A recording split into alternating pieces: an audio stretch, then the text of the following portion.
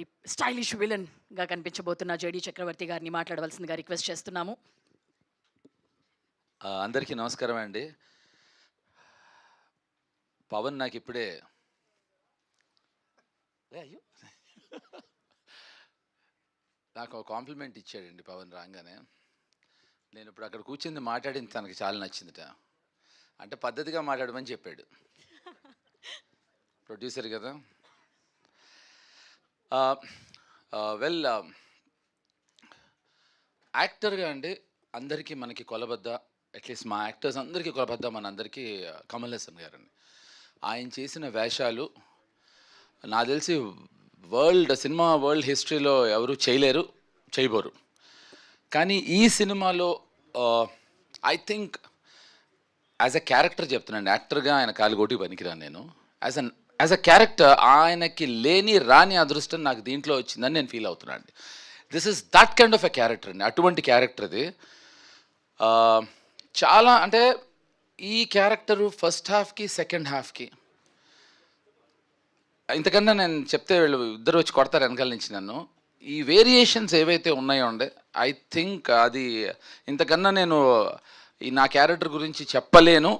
కమల్ గారు కూడా చేయలేని లాంటి గొప్ప క్యారెక్టర్ ఇది. అంటే ఆయన యాక్టింగ్ పరంగా కాదు, క్యారెక్టర్ పరంగా ఆయన ఎప్పుడూ కూడా చేసి ఉండరు, అటువంటి గొప్ప క్యారెక్టర్ ఇది. సెకండ్, నాకు ఎప్పుడు నా కెరియర్లో చాలామంది యాక్టర్స్కి హిట్స్ ఉంటాయి, ఫ్లాప్స్ ఉంటాయి, ఫైన్. కానీ కొన్ని మైల్ స్టోన్ ఫిల్మ్స్ ఉంటాయి, లైక్ మనీ, అనగనగా ఒక రోజు. అలాంటి సినిమా మళ్ళీ వస్తే బాగుండు అని ఒక ఫీలింగ్.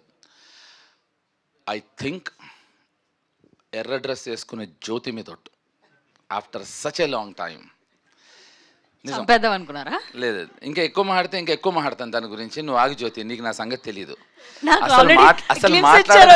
వచ్చేటప్పుడు చిన్న గ్లిమ్స్ ఇచ్చారు. ఓకే, సో ఏంటంటే ఏంటది, ఓహో కాదు,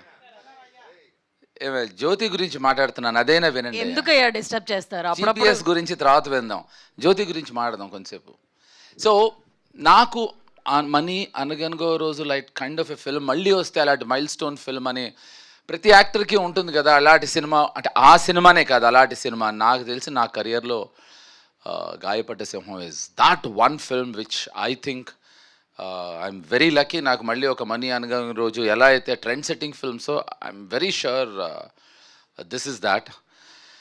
అండ్ ఈ సినిమాకి నేను actually first I have to say very few words about Pavan. ఈ సినిమాకి the man behind the film Gayapadda సింహానికి మన పవన్ సాధినేని. అతను ఈ సినిమాని కథ నచ్చి, కశ్యప్ నచ్చి, ఇప్పుడు మామూలుగా ఎవరైనా డైరెక్టరు తన అసిస్టెంట్స్నో, తనకు తెలిసిన వాళ్ళనో, తనకు కావాల్సిన వాళ్ళనో డైరెక్టర్స్ చేసుకోవటాలని అర్థం ఉంది. వీళ్ళిద్దరూ they just new each other. Kashyap talent నమ్మి పవను ఇది భుజాల మీద వేసుకుని మొదలెట్టాడు. ఇక్కడి నుంచి భాను అవ్వచ్చు, కళ్యాణ్ అవ్వచ్చు, they have believed in this. దీన్ని ఇక్కడి నుంచి ఇప్పుడు కొలబద్ద అనేది దిల్ రాజు, అఫ్కోర్స్ జీ వాళ్ళు కూడా అసోసియేట్ అయ్యారు. దిల్ రాజుకి నచ్చటం అనేది నాకు తెలిసి అది బిగ్గెస్ట్ కమర్షియల్ కొలబద్ద. సో ఇంతకు మించి నేను ఏం మాట్లాడినా నాకు తెలిసి ఇంకా మా వాళ్ళు ఒప్పుకోరు. సో ఎందుకంటే పవన్ పైగా ముందరే చెప్పాడు ఇందాక మాట్లాడింది బాగుందని. So but this is what I want to సే. కశ్యప్ ఇందాక నువ్వు చిన్న పని చేసావు, నాకు చిన్న సలహా ఇస్తా. ఎప్పుడైనా పేరు మర్చిపోతే 2-3 సార్లు మళ్ళీ రిపీట్ చేస్తాం, మనం అది చేయకూడదు.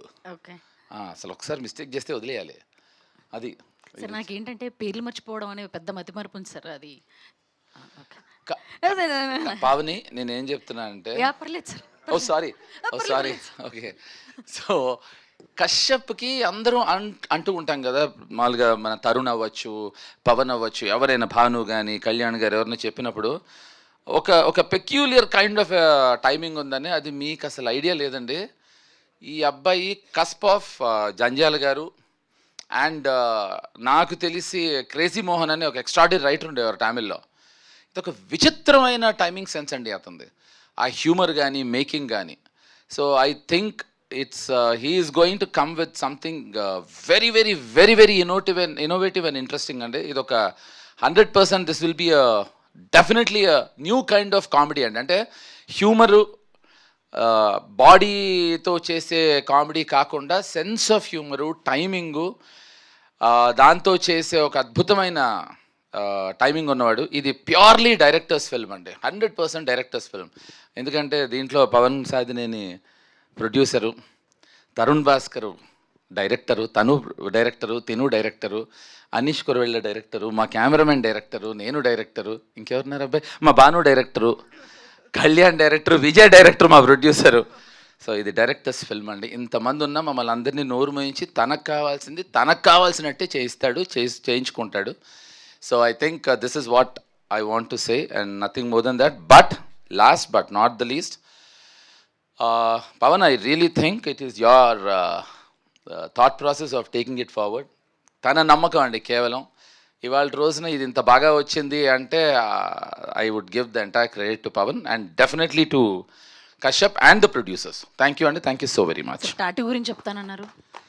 నిన్ను చూసేప్పటికి అన్నీ మర్చిపోయా. నీ టాటూవా? దా, అమ్మాయి టాటూ అమ్మాయి అడిగింది, మళ్ళీ రేపు పొద్దున మీరు ట్రోలింగ్లు అవి చెయ్యొద్దు. సార్ ఒక ఆయన పుట్టిమచ్చలకు బ్యాన్ చేశారు సార్, ఇప్పుడు మీరు టాటూలో ఒక్క నిమిషం అవకాశం వచ్చింది, చేయబట్టుకున్నా చూడండి.